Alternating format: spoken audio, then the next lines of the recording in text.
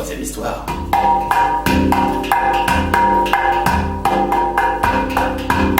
Il n'y a pas très longtemps de cela, une épidémie terrible a ravagé le pays. Hommes, femmes, enfants périssaient.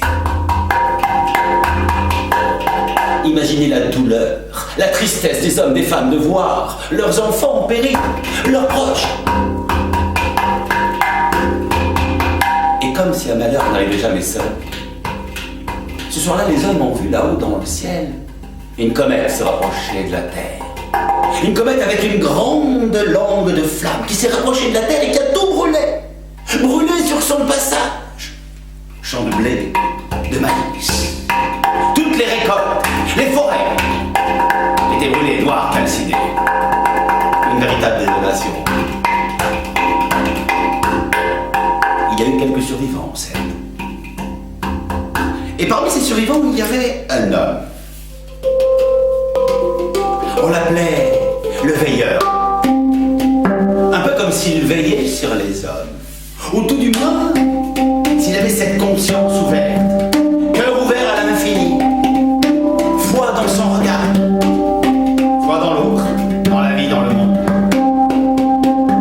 Notre veilleur, ce jour-là, est allé voir les hommes qui étaient encore vivants, les femmes, voir les enfants, en leur disant « Mais nous sommes vivants, il y a la vie !»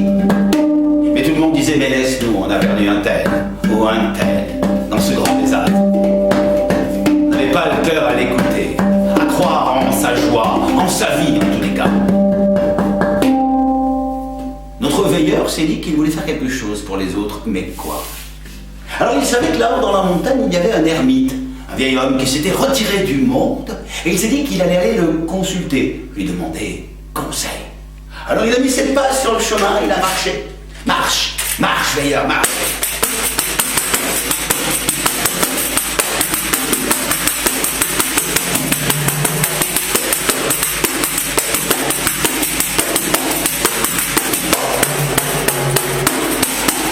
Là-haut, il y a une grotte.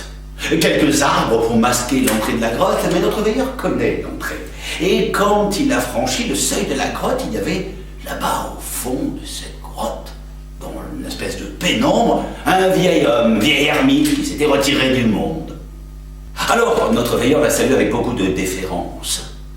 Notre ermite lui a demandé ce qu'il venait faire là. Et le veilleur lui a expliqué qu'il voulait faire quelque chose pour les hommes. Il a raconté le malheur qui est arrivé sur la terre. Oh. L'ermite a dit « Je crois savoir ». Alors il a pris à côté de lui un vieux grimoire, un vieux livre plein de poussière. Et puis il a tourné les pages, il a dit « Voilà, je sais. Nous y sommes. C'est ce jour-là. Ce jour où l'épidémie passant, la comète passant, voilà ce que tu devras faire. Il te faudra aller chercher la pierre d'émeraude qui est là-bas, dans le lac des montagnes de jade. Ah, le problème c'est que cette pierre est défendue par une araignée immense et monstrueuse. Si tu en as le courage, homme, va faire quelque chose pour les autres. Notre veilleur a réfléchi, certes. Il était prêt à aider les autres, mais au prix de quel danger? Au moment où il rebroussait le chemin, il allait sortir de la grotte. C'est le vieil homme qui a parlé, qui lui a dit « Ah, faut que je te dise, il te faudra également l'aiguillon d'or de la reine des guêpes. Seul l'aiguillon d'or de la reine des guêpes pourra tuer cette araignée. Ah, peut-être la trouveras-tu. Bon courage, mon ami, bon courage. » Et notre veilleur était parti, il avait entendu les paroles du vieil ermite. Marche, marche, veilleur, marche. Marche, montagne de jade, pour aller chercher de la pierre d'émeraude. Marche aujourd'hui, marche demain. À force de marcher, tu auras fait beaucoup de chemin. Dans un petit chemin où il y avait là comme des arbres entrelacés, il a entendu des cris, des piaillements plus exactement. C'était un oiseau, c'était un corbeau qui était attaqué par un épervier. L'épervier avait passé son bec comme ça au travers du gosier du pauvre corbeau. Alors notre veilleur, d'un geste, a pris un bâton, un morceau de bois et il a lancé. Et le morceau de bois a claqué dans les branchages et l'épervier a lâché sa proie et s'en est allé dans un froissement d'air. Le corbeau blessé est descendu sur l'épaule, là, du veilleur, pour le remercier. Et il lui a dit « Quand tu auras besoin de moi, appelle-moi. » Et lointain s'en est allé. Bon. Notre veilleur reprend sa route. Un jour, 2 jours. C'est au matin du 3e jour qu'il a vu là-bas un immense champ qui était lui aussi noir et calciné. Au milieu de ce champ, il y avait un tronc.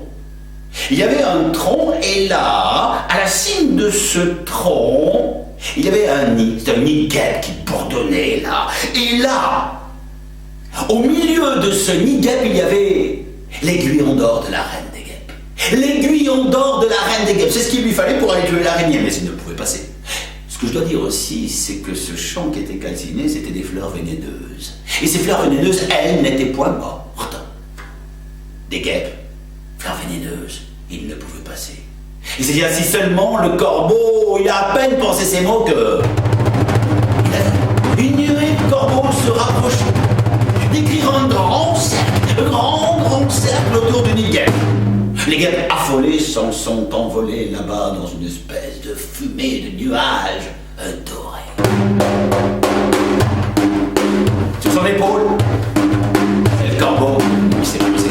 Dans son bec, il tenait l'aiguillon d'or de la reine des guêpes. Merci. Il tenait là cet aiguillon d'or, tout vivant, vibrant. Et puis le corbeau s'en est allé. Sans se retourner, l'homme l'a regardé, il repartait rejoindre les siens.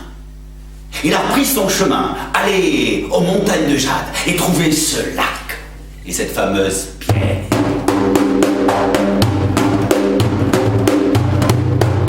Les montagnes sont là, montagnes plates comme des tables. Il les a gravies, les pieds, les mains en sang. Quand il est arrivé là-haut, le soleil qui dardait ses rayons, il avait chaud et il a vu là, à ses pieds, il y avait le lac des montagnes de jade. Il savait qu'au fond, il y avait cette pierre d'émeraude. Alors il s'est approché doucement. Et puis il s'est arrêté car il a vu. Il y avait là une espèce de remous qui s'est fait. Et puis des bulles à la surface. Et puis des vaguelettes, et puis des vagues énormes. Et là, 2 yeux rouges qui ont surgi. Une bête énorme. C'était une araignée monstrueuse, avec des longs poils qui comme ça dégoulinaient. Et puis il y avait de grandes mandibule qui claquaient, et ses pattes qui avançaient doucement. Chaque fois qu'elle posait une patte sur la grève de sable, on aurait dit que le galet allait exploser, et devenait même du sable. Alors l'homme a reculé, il a eu peur de ce monstre immensément grand, qui s'est approché de lui. Là, il a mis la main sur son aiguillon d'or, sur son épée, et il a brandi, il a dit « Aide-moi ». À qui parle-t-il? Le comte ne le dit pas. Et en fermant les yeux, s'est approché de la bête et dans le flanc de la bête, l'a planté. Et là, elle a été prise d'une convulsion, de soubresaut, pour finalement dégringoler là-bas dans l'abîme, dégringoler sur les rochers et disparaître là-bas dans les crevasses profondes. L'homme était sauf. Il a pris son aiguillon d'or, l'a planté dans le sable qui était juste bord là de la grève. Et il a plongé tout au fond du lac, tout au fond de lac, et il nage, en tenant sa respiration, en retenant sa respiration. Il a vu là-bas au fond l'espèce de lueur. C'était la pierre d'émeraude. Quand il est arrivé au fond, dans ses mains, il a cueilli cette pierre d'émeraude. Et à la surface, il a voulu remonter, mais une seule main n'y suffisait pas. Alors il a mis la pierre d'émeraude dans sa bouche. Et il est monté, il a tiré comme ça vers la surface, tiré ses bras dans l'eau, et à un moment donné, quelque chose de visqueux est passé entre ses jambes. Et là, il a avalé la pierre d'émeraude. Quand il est arrivé à la surface, il était exténué. Sur la grappe de sable, il s'est traîné. Il s'est allongé, il s'est endormi. L'homme dort. Puis, quand il a ouvert les yeux, tout autour de lui a changé. Tout est devenu petit, si petit, comme un monde en miniature. Ces montagnes, ces forêts noires et calcinées pour le moment, sont devenues immensément petites. Ah non, c'est lui. C'est lui qui a grandi. C'est lui qui est devenu un géant. Alors il avance lentement et sous l'empreinte de ses pas, il y a les champs qui reverdissent. sous la caresse de sa main, les forêts reprennent vie. De sa bouche sortent des cascades, cascades cristallines. Et de son souffle, il soigne, il apaise les gens. Cet homme est devenu un géant, un bienfaiteur, dit-on pour les autres. Que vous aussi qui avez écouté cette histoire, deveniez des bienfaiteurs pour les autres. C'est ce que je vous souhaite.